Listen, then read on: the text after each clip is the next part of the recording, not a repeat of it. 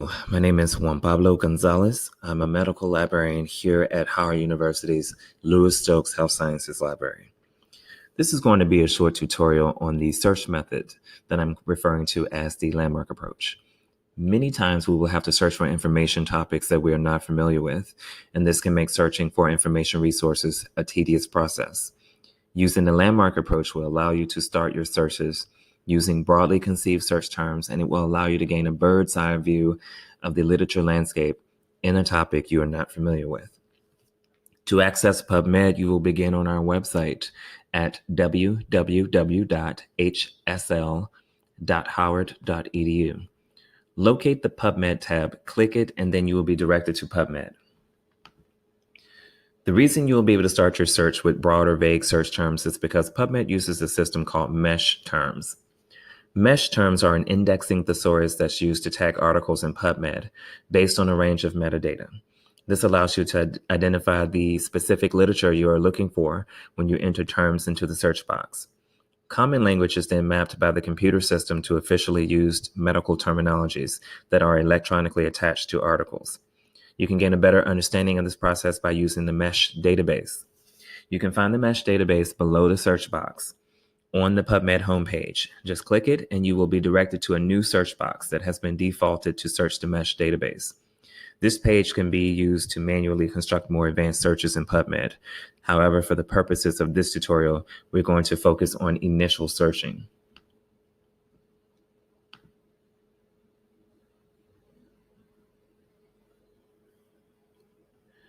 So let's get started with an example query in the mesh database. Let's look at the word drugs.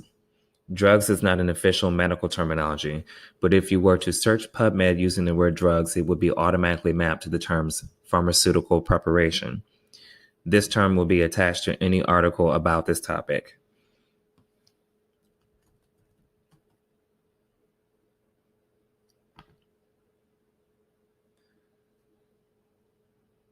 At the top of the mesh terms page, you will find a short definition of the official term, which is defined here as drugs intended for human or veterinary use, presented in their finished dosage form.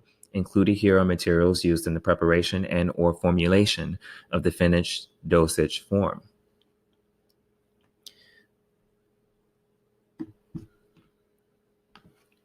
So from here, I'm going to get started with a sample search query. We're going to go back to the main library page, and then we're going to open up a fresh PubMed page. Let's say I'm looking for peer-reviewed articles on some aspect of drugs and astronauts in outer space. I'm a researcher who's not familiar with this highly specialized field. So the first thing I would want to think about is conducting a general search using the basic root concepts of this query. In this case, the base concepts are drugs, astronauts, and space travel.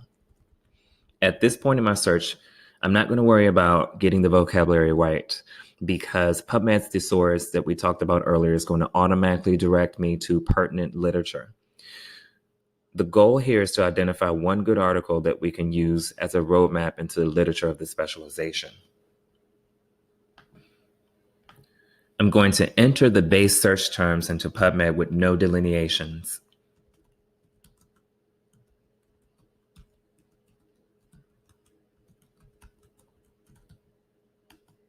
This may at first seem unusual if you are used to manually entering Boolean operators, but PubMed uses a sophisticated algorithm that will discern how to best arrange these terms to extract the relevant information you're looking for.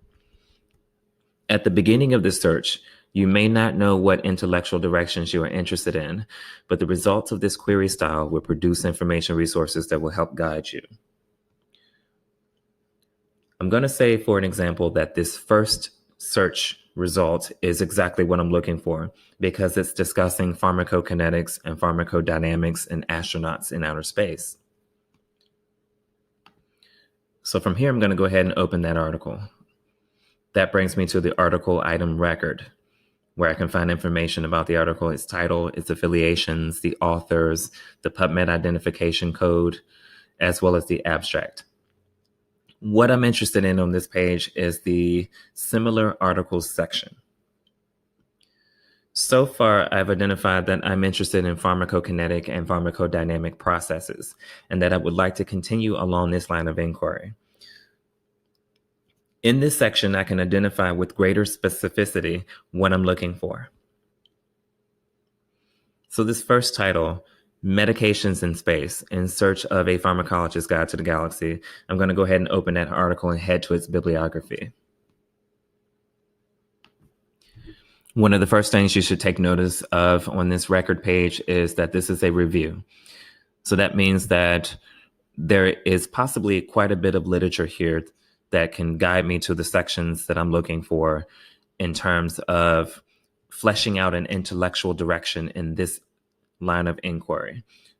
If you look to the right, you're going to find a pink icon. This icon is indicating that this is available in our Howard University resources. So we're going to go ahead and click that.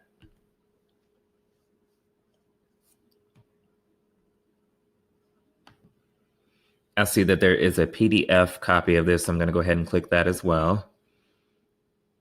Once I open the article, I'm going to scroll down to the bibliography section.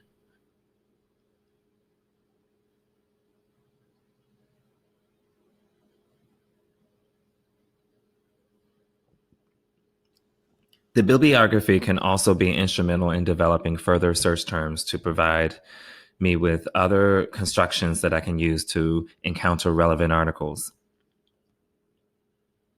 In addition to mining this list for search terminologies and vocabulary, I can also simply locate articles that I'm interested in as well. And this can direct me to more information resources in this topic. So this has been a short, quick, easy process that I just demonstrated. It will be one of the best ways that you can begin searching for literature that you're not familiar with. And these broad searches will be the basis for your more advanced and more systematized searches.